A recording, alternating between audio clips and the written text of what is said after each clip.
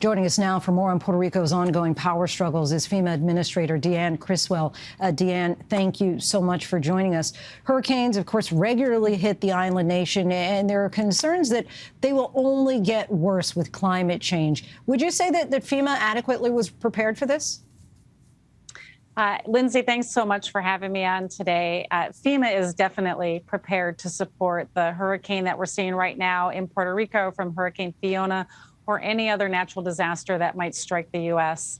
But as you said, we're seeing an increase in the number of these types of events across the country, these significant rain events that we saw earlier this year, flash flooding records that are breaking records that have been set hundreds of years before.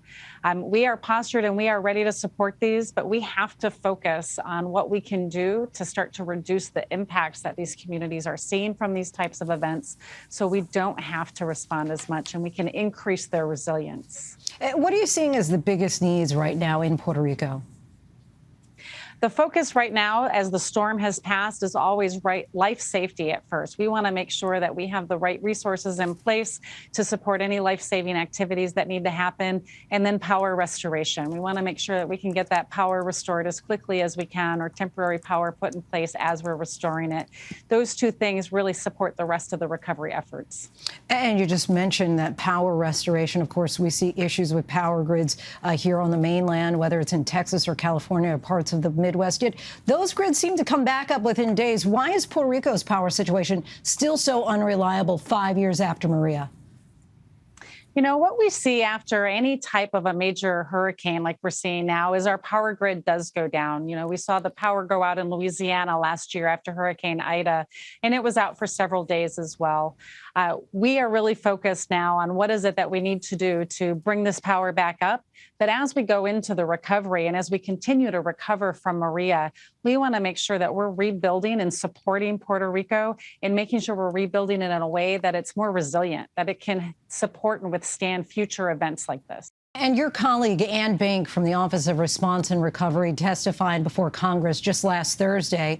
And we learned that out of the $9.5 billion that was set aside 5 years ago, only 1.5 of that sum has been dispersed. Why isn't the money able to flow faster?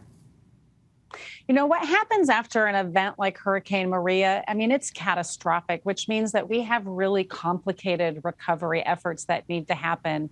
And what happens in the beginning, in the first year or so, is that we're really focused on those life-saving measures and those temporary measures that can get these communities up and running while we start to rebuild. And when we're talking about catastrophic events like this, we want to make sure that we're taking the time needed to include that resilience piece, right? That we're not just rebuilding it back the way it was, that we're rebuilding it in a way that's going to make it stronger. And these types of projects just take time because there's a lot of damage, a lot of complicated recovery.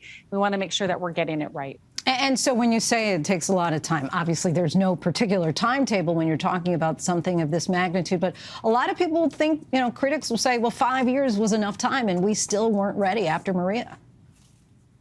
I would say we were ready after Maria. Again, what happens after big catastrophic events like that? Those are incredibly complicated recovery efforts that need to happen.